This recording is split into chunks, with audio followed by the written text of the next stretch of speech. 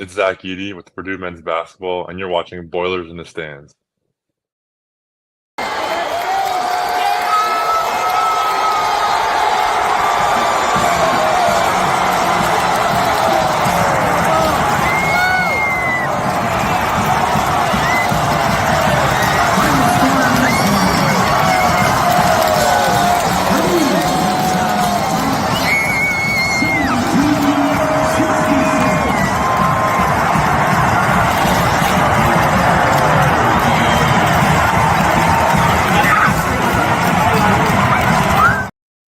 Welcome back to Boilers in the Stands. I'm your host, Joe Jackson. Joining me as always is Craig Bowers. Purdue, big time win, 87-78 over Alabama, taking down the number 2 ranked team per the AP poll at home. A very good performance overall. You got the big three doing their thing. You got big time contributions from CJ Cox in terms of the point scoring, and then some contributions I think elsewhere that maybe don't show on the stat line.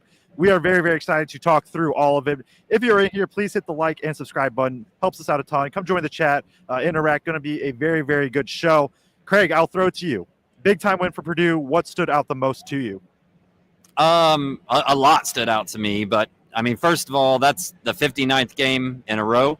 I'm sorry, I said 59th, 39th game in a row that Purdue has won on their non-conference schedule. They still, in the last 4 years to this point, haven't lost a game in the non-conference. And it's just amazing when you think about the teams that they've run through in that. Alabama tonight being included, but you think about the Maui field last year, just incredible. Caleb First has not lost a non-conference game. Just blows my mind how that is humanly possible. But in terms of the game itself, it's that we're more than just Smith, right? Last year it was, and the year before, all Purdue is Zach Eady.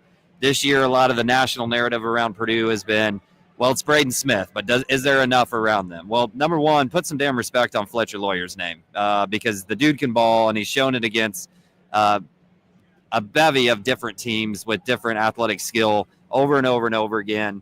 TKR was a beast. And then you just got a ton of contributions everywhere. And I've been trying to tell you since summer, Joe, you know, that first practice I went to this summer, I was like, CJ is going to be a dude. And he finally got to show out a little bit tonight. CJ is going to be a dude. Yeah, and I mean, it stood out just watching his film. I watched the game where Painter saw him, just kind of stumbled across him. He was scouting at Travis Perry. And just what we saw tonight, that's what I saw in that game. It was tough jumper after tough jumper. He hit a couple fadeaways. He hit like a step back fadeaway contested to force the game into overtime. And you saw that shine today with Cox. And this is where this Purdue team is. I think maybe by the end of the season, there is somebody that emerges as a clear fourth. Maybe that is CJ Cox. But you mentioned it to me. I'm going to steal your thunder a bit. You mentioned it to me on sitting next to me. It's like 2 games ago, it was Jakari that played down the stretch. Last game, it was Miles Colvin for defense. This game, it was CJ Cox. Purdue has options. If they don't have a true fourth standout per se right now, but they have a lot of dudes that on any given night can fill into that spot. Heidi gets thrown into that as well. But yeah, I mean, for me, main takeaway, Purdue just kind of found a way. And Bama doesn't shoot the ball great again. I think that might be kind of who they are. But also, Bama – Sears misses a few shots that he normally makes. And if he makes those, it is a different ball game. But Purdue did what they needed to do. A lot of the talk, including myself, I was a part of this, like, hey, how is Purdue going to rebound? And the defensive rebounding still was not good. It wasn't good at all, to be honest. But they made up for it with offensive glass. And so they only lose the rebounding battle by just a little bit. It's not a big difference. Bama takes a lot of threes, and they miss them. Purdue, again, 9 of 16 from 3. I mentioned before the game. I don't know if I said it in our preview or not, but it was like, this feels like one of those where Purdue goes, I thought I said 12 of 19 was kind of the number I was saying. 9 of 16, above 50% from 3. TKR is a dude, 26 points, and just this is a very good win. Still things to definitely improve, but I mean, especially for me, like I know I've been a little bit skeptical on Purdue. It's just a big time win to be like, hey, this Purdue team is still very legit, especially in a Big Ten that has no clear-cut super elite team. This win makes the case for Purdue, like, hey, this is why the Big Ten still runs through them until somebody proves it otherwise. And That's a big thing for Purdue to have. So, yeah, I mean, we just probably want to get straight into it. Right? It was a very good game. Probably start with TKR and just what he was able to do in the post. 26 points, 8 rebounds, 4 assists, no turnovers, 11 of 22 from 2, knocked down 3, did have 4 fouls. What stood out from TKR to you? Just, I guess, the amount of different things that he did for us tonight, because like you said, he has the 26 points, 12 of 23 shooting, but also had 8 rebounds. Like I said, nobody was great on the defensive glass tonight, but he was really good, I think, on the offensive glass in terms of keeping balls alive or getting offensive rebounds himself. You know, he kind of scored one way against Grant Nelson. So, well, I should have started there. I put this out during the game. He owns Grant Nelson. Like, as soon as he saw Grant Nelson walk in, check into the game each time, it was like, all right, I'm going to eat, because Grant had no answer for him. He struggled more against Cliff, and heck, Zach Edey struggled against Cliff at times, you know. Had to kind of throw up that hook shot a little bit higher, but he caught him on the short roll a couple times, caught him with a drop step or spin move, and got fouled by him a couple times. And that last 5 minutes, he was beat. Like, you could tell just every stoppage of play, he was panting, he was beat, and it kind of felt like maybe we needed to go away from him, but, you know, Painter's like, nah, like, we're going to ride him. And we just rode TKR down the stretch all the way through. Obviously, some other guys did some big things down the stretch, but primarily we were riding that TKR train. Yeah, and they just do such a good job of getting him looks. And then, like you said, once Grant Nelson was on him, it was over. If he got positioning, it was done. I was not shocked, but surprised that Bama did not double TKR at all. And it didn't matter who was at the 5 spot, or if it was TKR at the 5, if he was playing alongside First or Berg. I mean, even like Heidi at the 4, I don't think this gets talked about enough. Heidi at the 4, he still is going to dive opposite block when TKR posts up. It didn't matter. He was just going to get his look. Amori was the only one that could kind of slow him down, and even then, TKR did a good job getting fouls on him in the second half, still getting his looks to go. And he played some great defense in spots. Like, yep. when he had four fouls, Sears drove right at him. And like you said, was trying to foul him out of the game. TKR just kind of walled up and bodied up and just kept him in front of him. And then Braden comes in behind and gets that steal there, which was huge. So in spots, like, there were some really good defensive moments from him. I agree. I was going to say this for later, but we're talking about TKR and it involves him, so we're just going to go to it. Yep.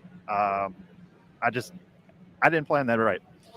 But that's how it goes when I'm doing this on the fly, and me and Craig, we're holding the fort down. So what I want to go to is just very simple action that Purdue went to a lot, especially in that second half, just getting TKR good looks in the post. And so this is what it is. So let me get the right angle here. We know everybody that watches knows how this goes. This takes a second. It was very simple. It's just an empty-sided pick and roll. So basically what that means is there's nobody in this corner at all. And so what that allows is it just opens up the spacing.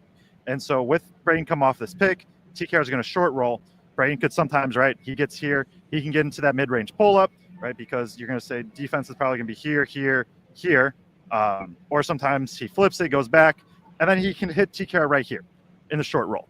And so now TKR in the short roll can either catch, go up, or what he did a lot of times is he's going to keep it going until he's down here, maybe not that far, but right here in the post, right? And so now it's here. Usually Purdue's going to have, say this is Heidi, he's going to dive to this block right here. But just look, like, all this spacing that happens with it, right? Mm-hmm. It's just a very simple pick and roll where you're putting the ball in arguably the best point guard's hands in the country in Braden Smith. And then if it doesn't work for him, now he can just throw it to TKR, and you're positioned like this, and just still doing a very good job spacing out the defense. TKR can get to the post up. It doesn't always have to be complex, right? We talk about Painter and the complexity of his sets and all of that, and those are awesome and amazing. Sometimes it's simple, though. Sometimes it is, hey, the 2 best players on our team, we're just going to put them into an action that benefits them, and we're going to just live with it and keep going to it until proven otherwise. And so, yeah, that was just one thing I really wanted to point out. Just very simple, empty-sided pick and roll, get TKR on the roll. That's the play that I text you about. Yeah, today, where I was like, hey, I wanted you to have a video of that on Twitter because I wanted to share it this afternoon and be like, I want to see this play 20 times tonight. And I'm glad we saw it a bunch. I'm glad we saw it a bunch because it worked and he ate. So TKR, I think we had to start there right out of the gate.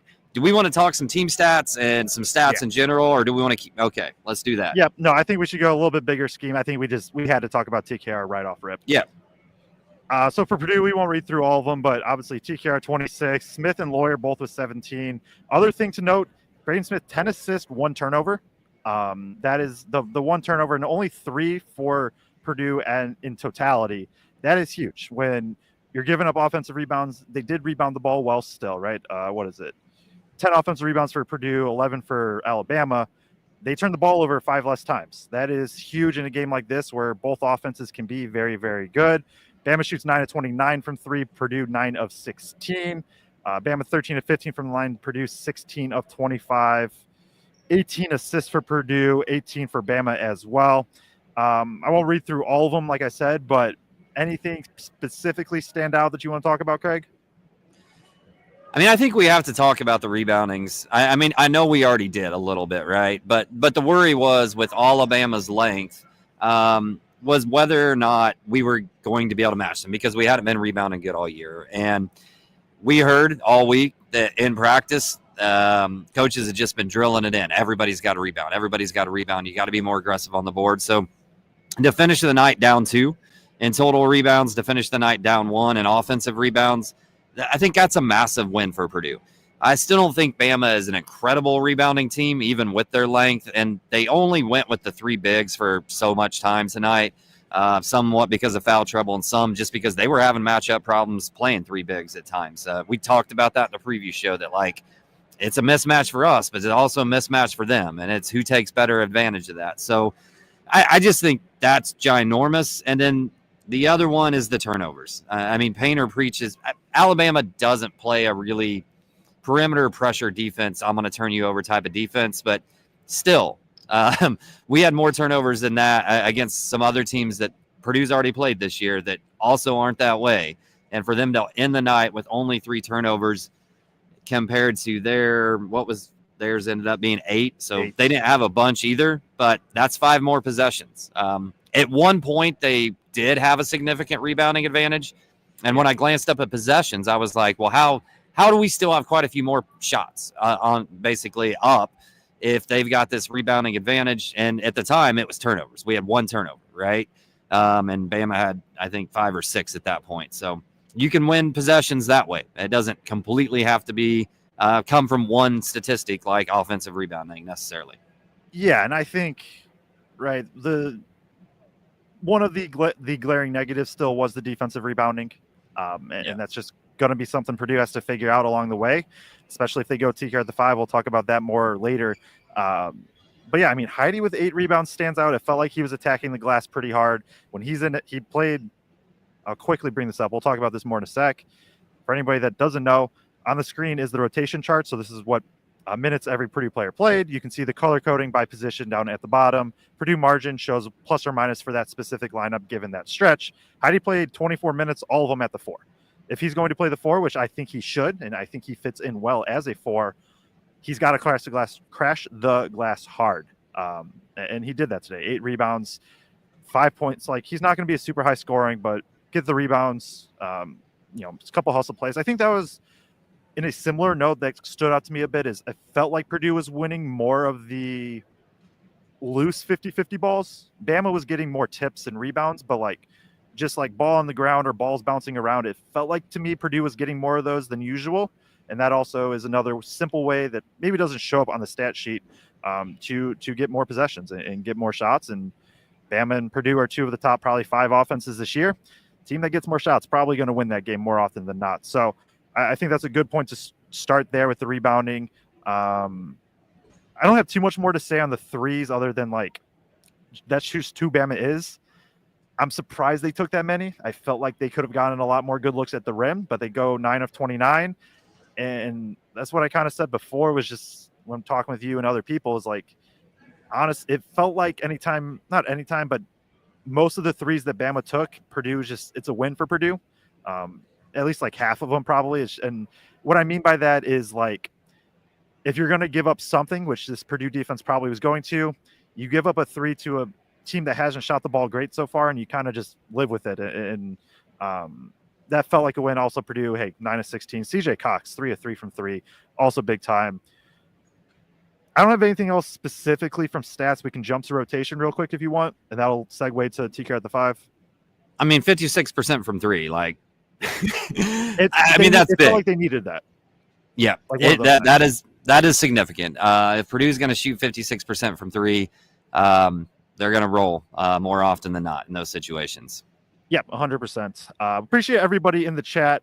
Try to get more of these up there. We have some starred we'll get back to at the end. But if you are in here, we have 330 people live on YouTube, some on Facebook, some on Twitter. Please hit the like button, especially on YouTube. Like, subscribe. If you turn on the bell notifications, you'll know exactly when we go live every time after a game, which will be there. We'll also have previews out on our YouTube. So yeah, definitely like, subscribe. We appreciate all of the support. And Craig, I'm going to throw it to you. Yeah. We do just want to thank our sponsors for this show, BJ Rule. He's a Purdue graduate and current Lafayette resident. BJ Rule has close to 15 years experience helping buyers, sellers, and real estate investors in Lafayette and surrounding areas. If you are looking to buy, sell, or invest in real estate, give BJ a call or a text to set up an appointment to see how he can help you accomplish your goals. Your home will likely be the most expensive purchase of your life.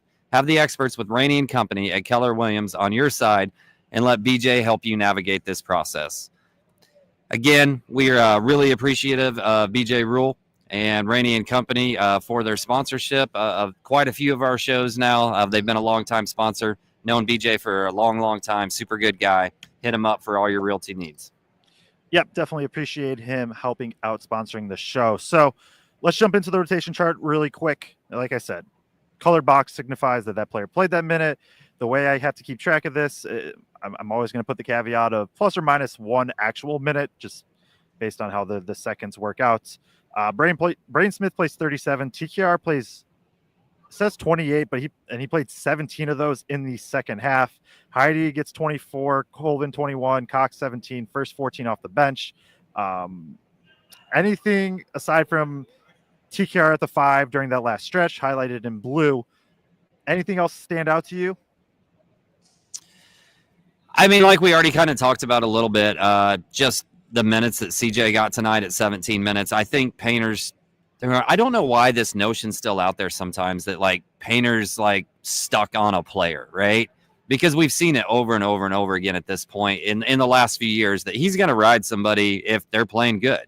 Miles got that run in the last game. Tonight, CJ gets that run. Miles still got 21 minutes tonight, right? But I guess it's kind of at the detriment of Jakari in this case. Also, doing the small ball lineup has more minutes to spread around for those wings than at that point. But CJ getting 17 minutes, I know I've been calling for it. Like, I want to see CJ out there. I love what Jakari can do. I love what Miles can do both. But, man, I think CJ's got some juice to his game in terms of ability to score difficult shots that this team needs, and they needed it tonight. Were all 3 of those in a row, or was there another shot in between one of those? I was trying to remember that. I think they're all in a row.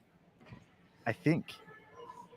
I'm pretty sure. But yeah, obviously CJ Cox minutes stands out. I think like quietly with that is Braden Smith got 2 full minutes of rest because Cox just went nuclear on that stretch, and Painter he subbed Smith out before the 8-minute media timeout, was able to get a real timeout because Cox hit 2 threes in a row from Bama. That was at 8:02, and he gets the media timeout. And so it is a small thing, but that little stretch allows Smith to rest 2 minutes of game time, but with timeouts, probably closer to like 8-ish minutes of real life time.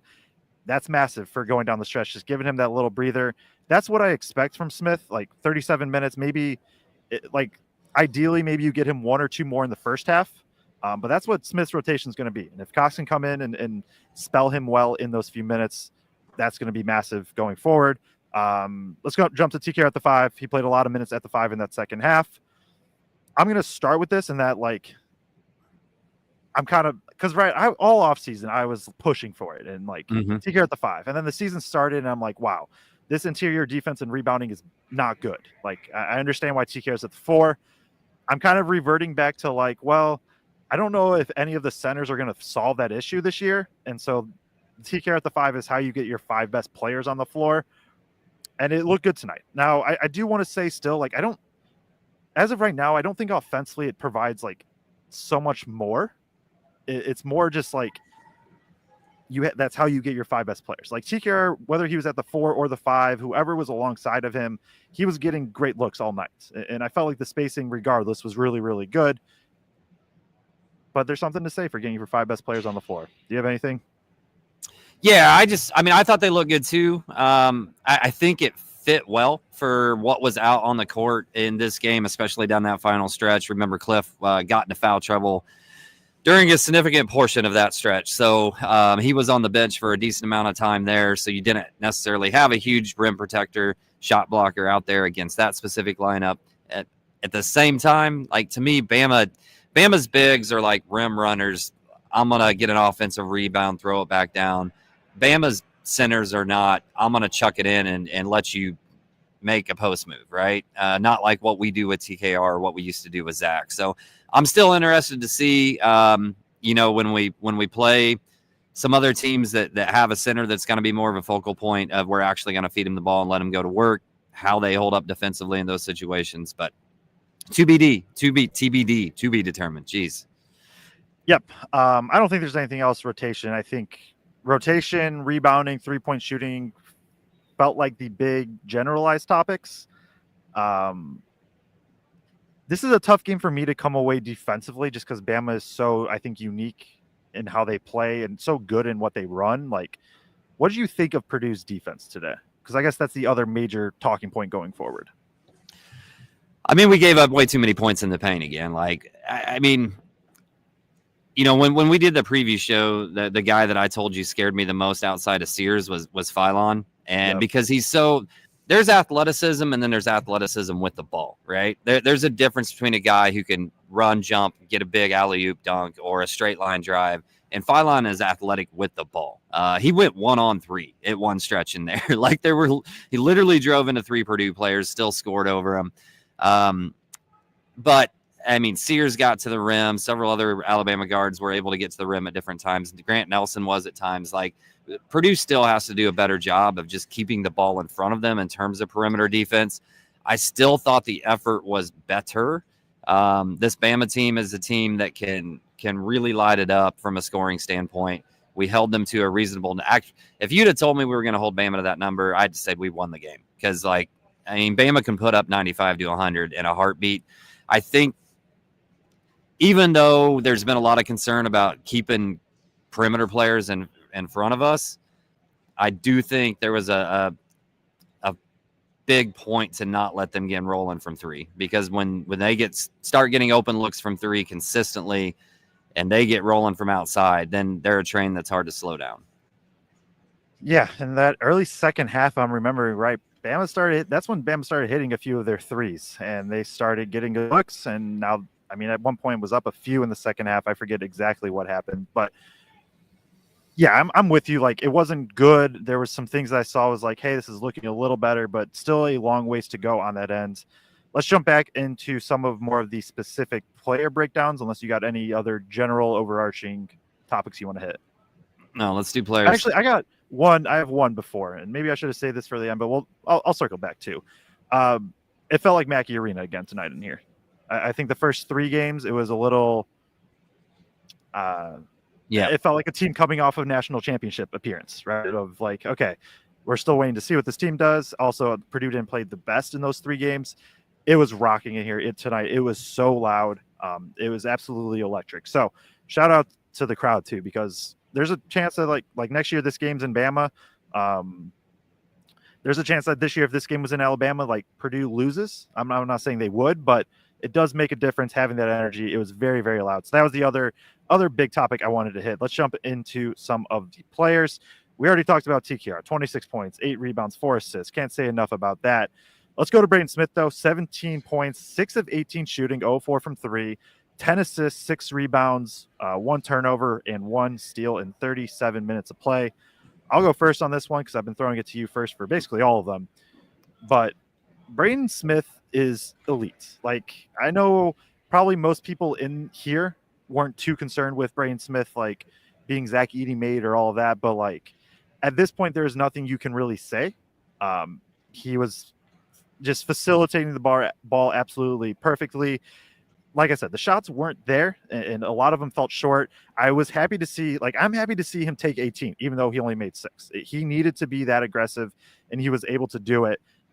He can do anything you want out of the point guard spot. He can get to the rim a little bit. He's obviously an elite facilitator. He can hit pull-ups. He can hit pull-up threes. He can, have 2 guys on the ball and pass out of it. And like, just whatever you need out of him. We already went over the empty-sided pick and rolls where TKR was getting the short roll. Braden Smith, in just a very short amount of time, has already kind of mastered that pocket pass to the short roll. So the shooting wasn't there, but I'm happy he was aggressive and also just 10 assists to 1 turnover in a big-time matchup like this. Can't say enough about that. And Braden Smith's good. Yeah, and I think just as importantly, only 1 turnover because he'd had a higher turnover game once this year already. And you kind of wonder as you watch him play some of those bye games, like, is he actually going to try to make that pass, like in a big game type of moment? And I thought he played really under control tonight all the way throughout this game. He had an incredible cross-court pass to Lawyer for a 3 before Lawyer had really started getting going on from outside at that standpoint. The 3 ball wasn't falling, but his mid-range was working. So he goes 6 of 14, I think, when you take away the 3-point attempts in this game. And he was able to get to that midi quite a bit. And quite frankly, there was a couple times I thought he could have gone ahead and shot it more a few times as well. But I thought he played really good. I thought he was sneakily pretty pesky on defense. There was a few times he got burnt by some bigger, more athletic guards, but I thought he was sneakily pretty good on the defensive end during large stretches of this game as well. And obviously rebounded extremely well too. Like, he just does everything. He does. He's Braden Smith. He does everything. He is, maybe at this point, he just straight up is the best point guard in the country. Like, maybe I've been very much in the, like, careful with my words of, like, he's one of the best guards. He might just simply be the best point guard in the country. And I just may need to start saying that going forward. It was crazy to watch. He's one of my favorite players ever to watch. So Lawyer's probably where we have to go next, I assume, and then we'll hit on some of the bench players. 17 points, 2 rebounds, 2 assists, a turnover, a steal, 5 of 9 from the field, 3 of 5 from 3. And he started 0 of 2 or 0 of 3. 0 of 2 for 3 for sure. Maybe 0 of 3 overall. Clutch in a big game. Like, what did we expect? It just seems like he randomly just starts heating up, knocks down a couple big-time threes, hits that big 3 to end the first half. He was 3 of 3 in the second half as well. Didn't miss a shot in the second half. Like, I don't know if I have too much to say on him other than, like, he's just good at scoring the basketball. Well, and he got himself going by getting to the free throw line. He attacked the rim, and people underrate. I realize he doesn't look like this athletically imposing player, but underrate his ability to get to that little running bank shot from 3 to 5 feet out, and sometimes just get to the rim and draw contact. Sometimes he finishes, sometimes he doesn't. But he's able to create angles to draw that contact and get to the free throw line. He gets to the free throw line. That kind of then gets him going after that standpoint. And once he sees the 3 go in, he doesn't miss again for the rest of the night. And dude, that 3 at the end of the half, I mean, come on. Like, that's big cojones, man. Time winding down right before the time expires in that. And just big moment. Fletcher's going to deliver almost every time. And that's like they what he ran is called a ghost screen, where he basically acts like he's going to set the screen, doesn't make contact, and flips that back out to 3. I would like to see Purdue run that more with him. I think it can be a good action. Obviously, they're so elite offensively that it probably doesn't matter, but big time shot there. That's also, like, there's been some comments, we'll bring him up at some point too. I know Bragg's put one in of, like, it just felt like there was good energy. Purdue was enjoying themselves. That moment stood out because Lawyer yelled at the Bama bench. And Lawyer, like, if we think back to last year, Lawyer's usually he plays to the crowd, he hypes them up, he'll throw up 3, stuff like that.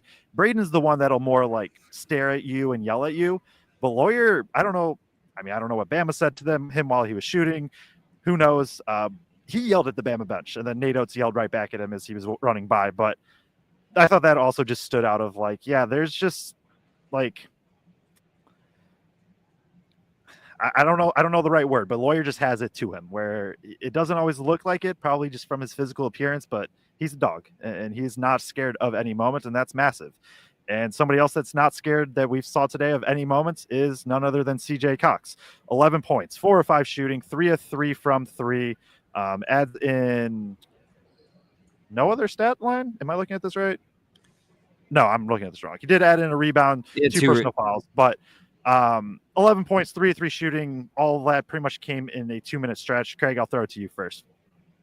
Yeah, CJ's my guy. I've been pushing him. I loved what I saw during the summer. I loved what I saw at the fall practice when I got to go there. And he showed it in the exhibition games. And then those first 2 games, he was pretty quiet. I think he was just trying to figure out, like, when am I supposed to be aggressive? When am I not supposed to be aggressive? And what we see is when Braden's off on the bench and CJ's in specifically for Braden, he's being extremely aggressive in terms of hunting a shot in those moments. And I just love what he does because he plays with such a steady pace. He never gets hurried up, regardless of what they're trying to do against him defensively. Always looks like he's under control.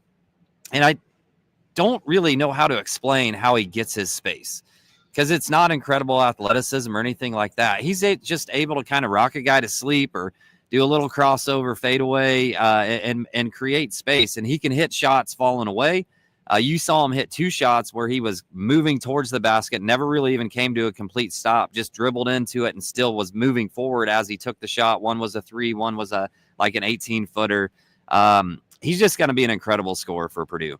And I just offline was telling somebody the other day that, like, if CJ gets enough minutes this freshman year, like let's say he ends up averaging 15 to 20, somewhere in that range this year, by the time we really get into the thick of things.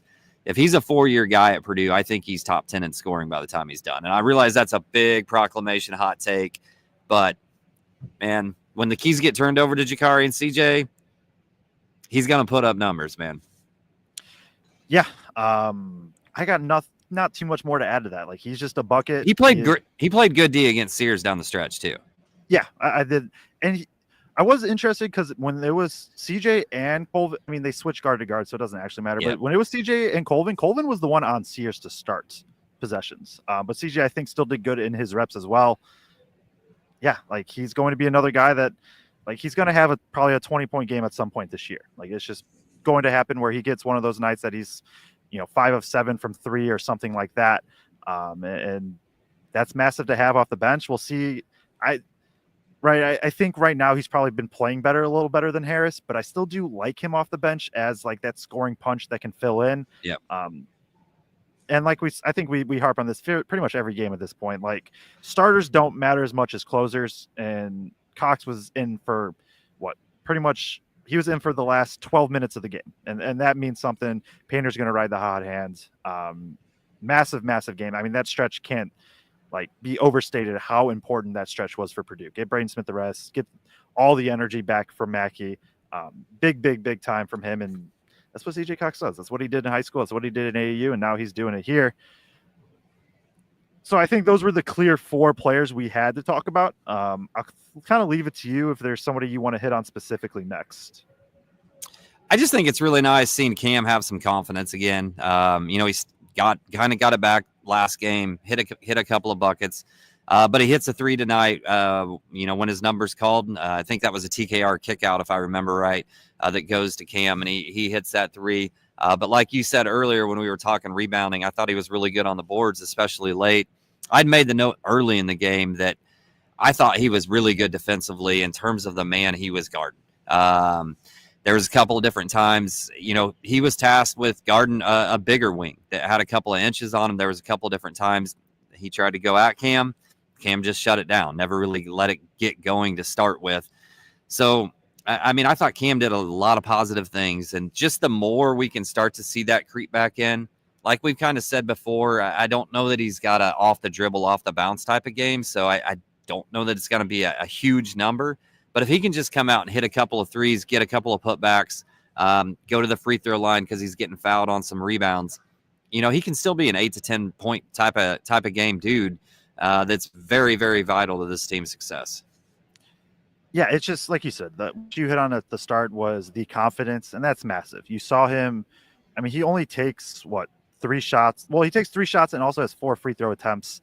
It was just aggressive. You saw him not hesitate in what he was doing. It was very decisive. I'm catching and shooting this, even if it's against a closeout. Or, okay, I don't have a shot. I'm moving this ball really quick. And that was the best thing to see on top of him attacking the glass. Like, he is playing physical. When he plays the 4, he has to play physical, and he is so far. And that's been very, very good for Purdue. And they're gonna need it going forward because he's going to play 20 to 25 minutes, I would expect.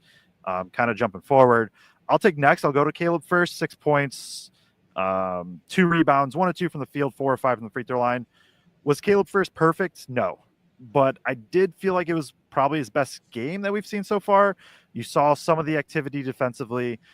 You saw him be able to roll to the rim and kind of have that movement.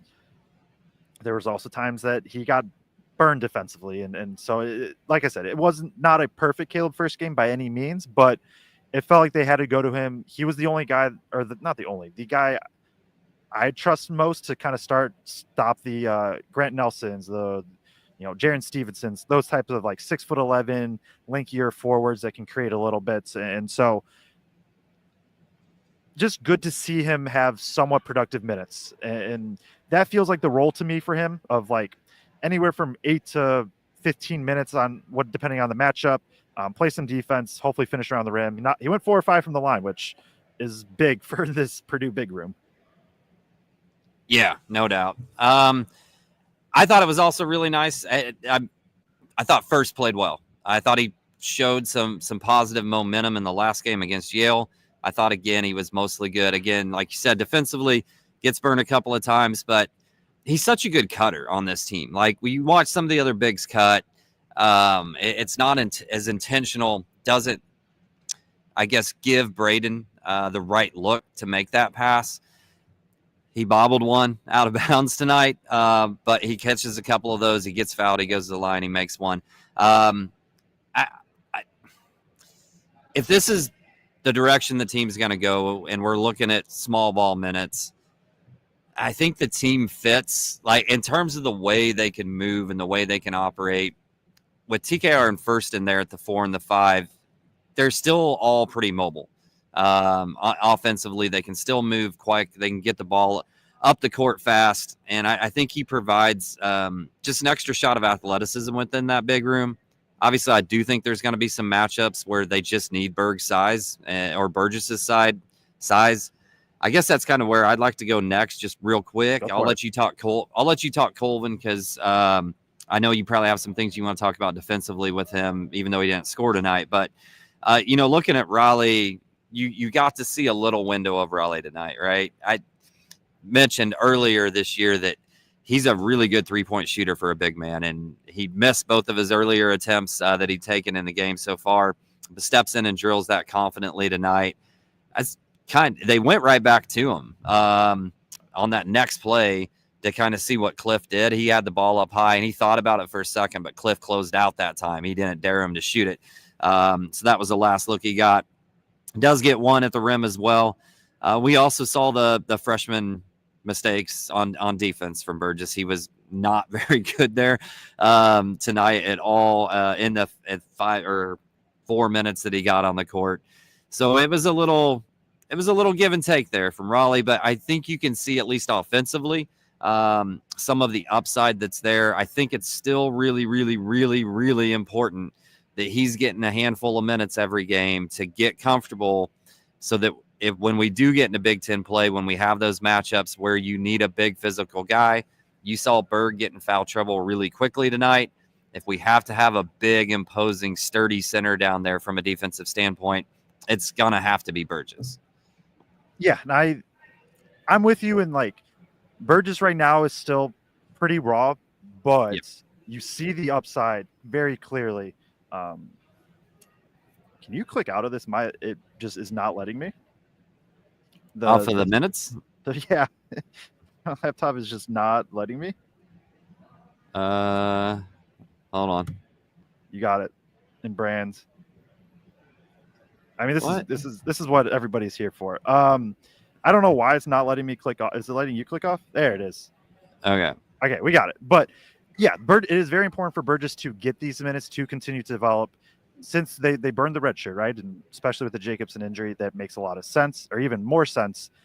Keep developing him, and then he's a guy that, like, for right now, yes, he's going to get 5 to 7 minutes. If he plays really well in a game, that could probably extend. But the goal is that he can be a 15-minute a game guy come February, and that's kind of the long-term goal. And yeah, knock down a big time three. The shot looks solid, and you see what he can bring protecting the rim, using the physicality. Just going to take some time. I think Colvin is the last guy we have to talk about. Probably need to mention Berg a little bit and Jakari. So let's I'll kind of let lump you. Colvin and Jakari. Neither Okay. of them take a shot. Both of them have 2 rebounds. Colvin has 2 blocks. Starting with Colvin specifically, I thought the defense, it was another pretty good defensive night. There's a few times he gets burned by just like really quick twitch athletes, or not quick twitch, but like pretty athletic guards. But yeah, like I think the main point for Colvin today is he did not take a shot attempt, and truthfully, I didn't even notice that till after the game ended, and that's like. So, which means that there was at no point where I was like, oh man, Colvin's not doing anything, right? Like, Colvin was still contributing in ways where it made sense for him to be on the floor and get 20 minutes that he had. There's almost no chance we say that last year about Colvin. And that just kind of shows, I mean, I guess the Bama game was but even then, I think he knocked down a couple threes. That just kind of shows the strides Colvin has already started to take in his sophomore year. Yeah. And I think it's massive that he's made that jump. It's going to get him on the floor. And Painter said that earlier this year. He said it this week in terms of why he was on the floor in that Yale game. But if he wants minutes, he's going to have to earn them defensively. And so far, over the last 2 games, in terms of what everybody else is doing relatively, he's doing a really nice job of that on this team to kind of carve out his role. And he's going to have his nights where he gets 12 to 15 easily. I mean, we know how good of a shooter is. It didn't come tonight. They did run that alley-oop attempt to him that didn't get counted as a shot attempt for him out of that sideline out-of-bounds play where they ran it for him and it got broke up. He wanted one another time. It looked like it was there. They didn't throw it to him. He wanted one real bad. But I have no worries right now with Colvin because we know that scoring is going to be there when he's got some open looks. As long as he can keep playing really good defense, I think we're in really good shape. And just jumping quickly to his minutes, I mean, he plays a lot of the second half. That 4-minute stretch from 6 to 3 where he doesn't play, like if CJ Cox didn't just go nuclear, Colvin's probably getting those minutes. And that's a testament, like I said, to where he's at in his development, that he doesn't have to shoot the ball in order to be productive and get minutes on the floor. I don't really have too much from Jakari. 14 minutes. I don't remember him getting like burned too bad defense. Like it's not like it was like a bad defensive performance. He's just kind of stuck as he's the 4th or 5th option offensively. I don't got much more to add other than just like other guys played really well, and that's why he only got 14 minutes. Yeah. Exactly. Didn't think and like you said, nothing stood out as being really bad. I don't know that he got burnt any more defensively than any other guards because plenty of them got burned at some point tonight. I wonder too, just with this being Bama and Painter expecting this to be a high scoring affair. I think most people expected it to be a higher scoring affair than it was today. Yeah. If CJ's getting buckets, right, like you expect to where Bama can just blow up at any instant, then you're going to ride that hand that's scoring for you. Yep, and that's kind of all that there is to say about Jakari. Last person, Will Berg. There it is. No points, no shot attempts, 2 rebounds, 3 fouls, and a block in 9 minutes. I thought the first half Berg minutes were good, other than he fouls a lot. And then the shout out to our guy Tonsoni. See him walking on Mackey, about to leave. Delphi Bracketology, definitely go give him a follow if you haven't already. Friend of the program. But the first half minutes I thought were pretty good, and then the second half minutes was like that's the reason why he didn't play the rest of the game. Was those were not good minutes, and I don't know if I want to go too in depth on Berg after this big win. I understand the upside of being this physical, more rim protector. I'm definitely concerned about Berg's minutes going forward, I guess, is where I'll go. Yeah. I mean, in the first half, I thought we looked our best defensively when Berg was in there. He just got in foul trouble. I mean, to have some rim protection like we did, he kind of bodied up Cliff a couple of times. I only thought one of those 2 early fouls was actually a foul, but it is what it is. He got in the foul trouble. But, I mean, during that first half, I'm like, man, like, when Berg's not in there, they're getting to the rim at will. Not Will Berg. Like, you know what I'm saying, Joe. Yeah. But like I said, second half, not so much. It did not go well there, and he came out pretty quick. And Painter rode the other lineup for the rest of the way out, or rode with first when they did have a big in there. So is what it is. I still think we're going to need him in Big Ten play at times, depending on where Burgess is from a development standpoint. So I think you still got to get some minutes in there for him until we really figure out where this thing is headed. Yeah, and because that's the other thing too is like it's not like First or Burgess stand out enough for Berg to maybe get no minutes. TKR can't play 40 minutes at the 5. Like somebody has to play there at some point, and I don't think you can quite give up on Berg just yet, especially when you're still winning. Like they're still 4-0. Yeah, definitely just something we're monitoring going forward. Like, do his minutes get cut? Can he be productive enough in his minutes that they're still warranted? Like, maybe he's a guy that plays 12 minutes, gets a lot of fouls, but in those 12 minutes does give rim protection for Purdue. So that's kind of, we went through all the players. I think we went through all the general overall topics. What a big time win. Like, for Purdue to be as doubted as they were this offseason, and this definitely is not like a, gotcha moment. Oh, season, Purdue won, everything's good. Like there's still plenty of things to work on. There's still a lot of flaws with this team, but at the same time, you play who's in front of you, and Purdue is 4-0. They are 4-0 against Bama. They go into a game at Marquette on Tuesday. I think Marquette is up a couple points right now on Maryland with just a few minutes left. That should be another very good test. Purdue's going to be good still. And Braden Smith's still elite. TKR looks like he's on pace to be an all Big Ten guy. Fletcher Lawyer is, probably one of the better third options in terms of scoring the ball in the Big Ten. It's an elite Big in the three. Country. Yeah, it's an elite Big Three, and you have, 3 to 4 other guys off the bench or in the starters that you, realistically be like, oh, yeah, he could go for 15 on any given night. It's a good recipe for Without success. a doubt. I mean, you just run down the list. Miles could go for 15. CJ could go for 15. You definitely know that Cam could have a night where he's going for 10 plus. There's options there.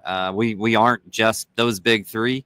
With that said, I was just thinking about this, Joe, and I want to come back to it because I'd been a little bit critical of TKR when we played these teams that had smaller centers or skinnier centers that just didn't have the bulk to match up with him of why isn't he attacking out of the gate?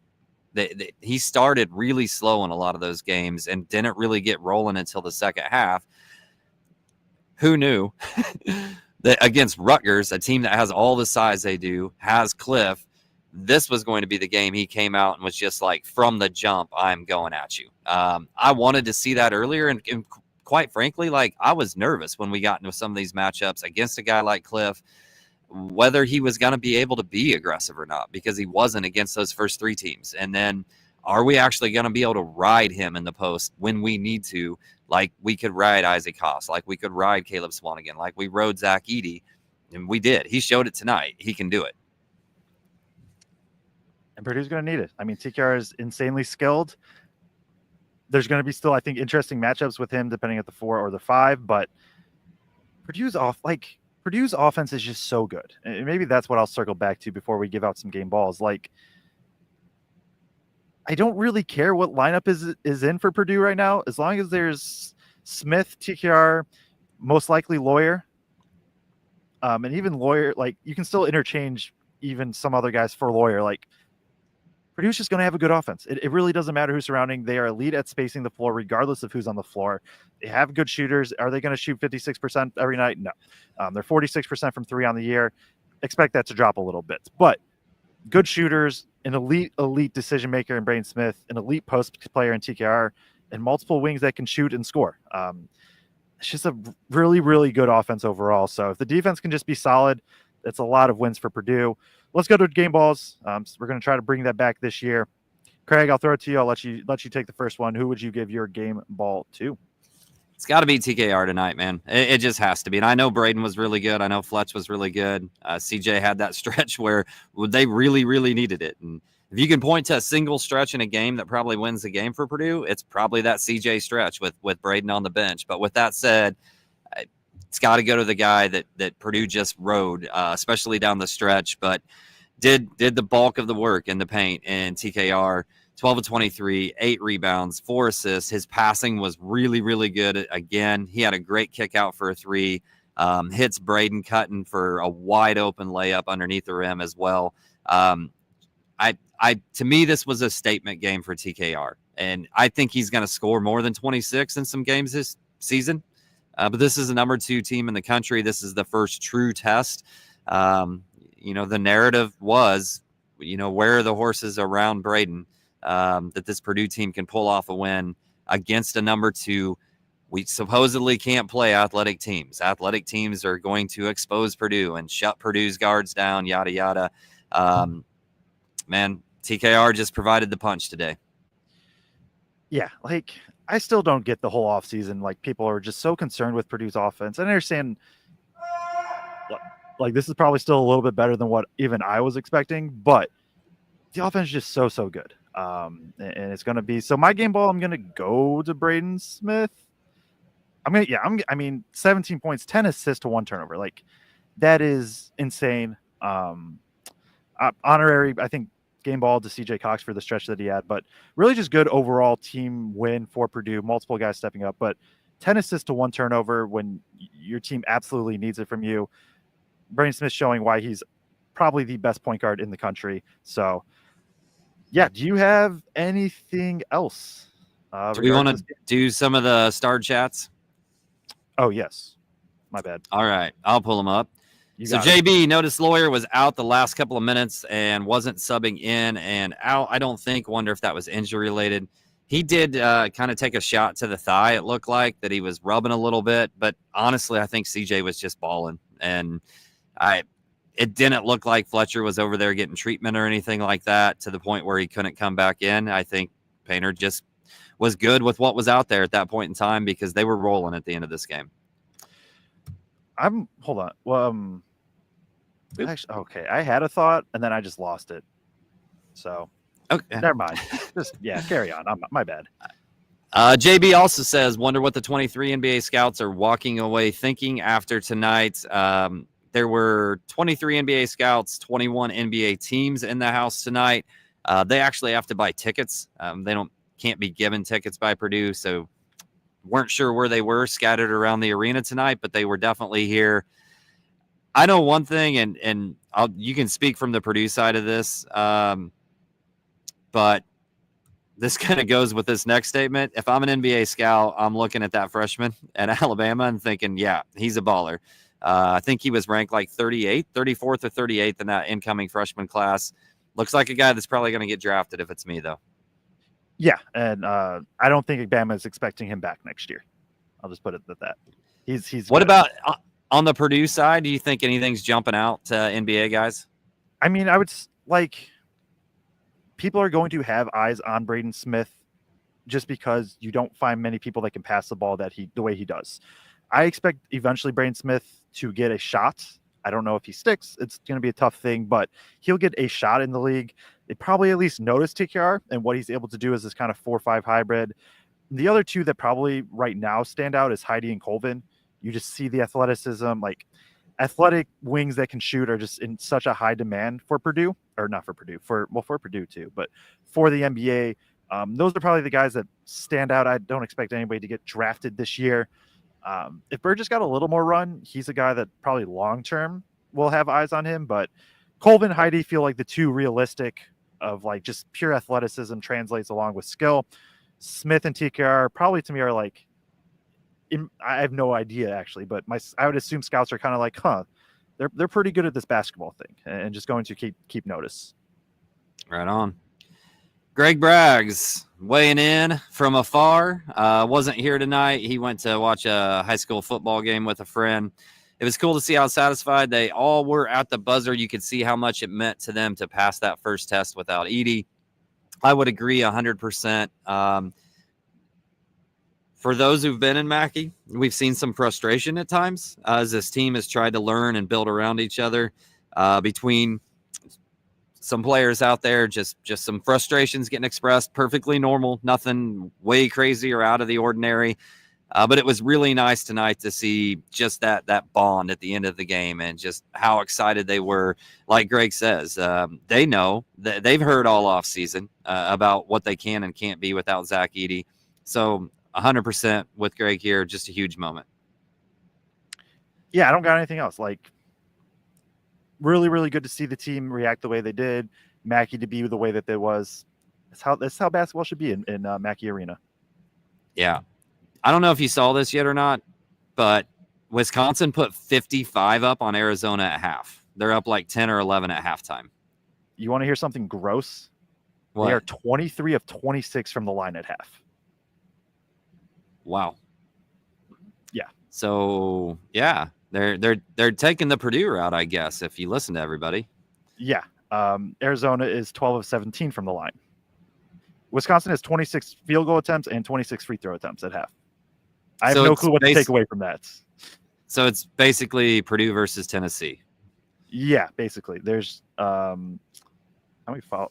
Arizona was called for 15 fouls in the first half. Wisconsin was called for 16. Wow. Yep, that's ugly. Don't want to watch that. I like the game we got to watch way better.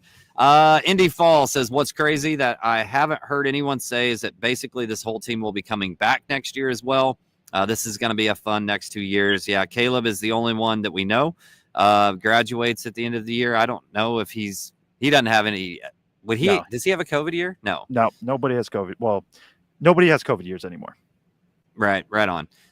So yeah, we would be down Caleb, bring in Antoine West, who was in the house tonight. Got a nice shout out on the Jumbotron for being in the house tonight. Just signed his letter of intent the other day, along with a lot of women's volleyball players and women's basketball players that are going to be coming to campus next year.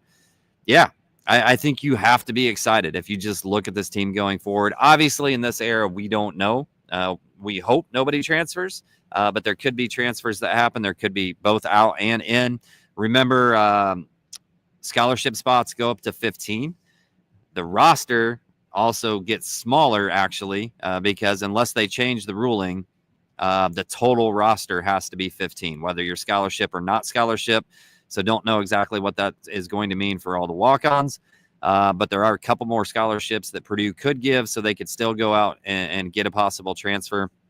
But just with what is here right now, it looks like this team has a very, very bright future for a long time ahead. A lot of good players coming in.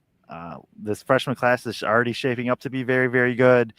You get Braden Smith, Fletcher Lawyer, and TKR back for a fifth year for TKR with the red shirt.